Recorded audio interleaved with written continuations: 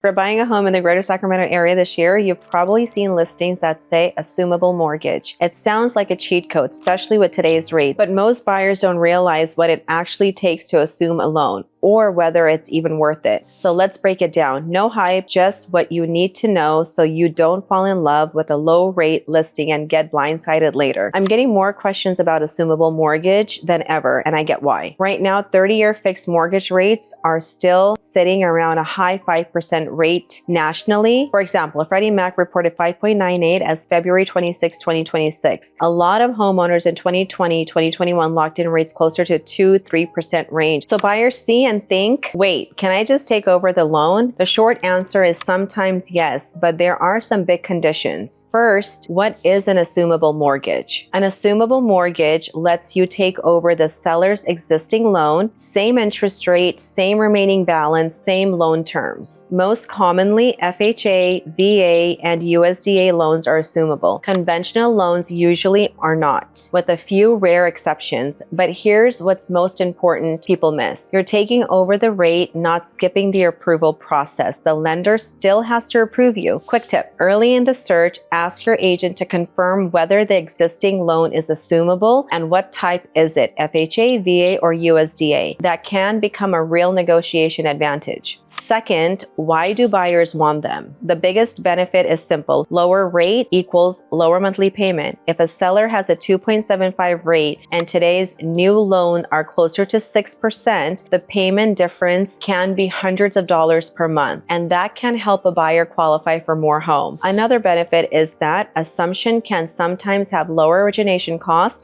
than a brand new loan. You'll still have fees, but some cases closing costs can be lower. Third, what do buyers have to qualify for? Even though it's an existing loan, you typically still need to qualify like a normal mortgage. That means steady income and employment, a credit score that meets the program requirements, debt to income within the lender's limit, and usual documentation, pay stubs, bank statements, IDs, so on. And the biggest hurdle is that equity gap. Here's what that means. If the seller owes $350,000, but the home is selling for $550,000, you usually need to cover the difference. That could be cash, a second loan, or another structure depending on the situation. And that's where a lot of buyers get stuck. One more thing, assumptions can take time. A typical timeline is 45 days to 90 days and sometimes even longer. So if speed is your priority, an assumable mortgage might not be the best fit. Fourth, when does an assumable mortgage actually make sense? It can be a great move if the seller's rate is far below current rate, you have the cash or plan to cover the equity gap, you plan to stay long enough to benefit from the savings, and the timeline works for you. And for the seller in the greater Sacramento area, an assumable loan can make your listing stand out because buyers are still extremely payment focused. Assumable mortgages are not a magic shortcut, but when everything lines up, they can be a real advantage. If you're looking at a home with an assumable mortgage, or you're a homeowner wondering if your loan could be a selling point,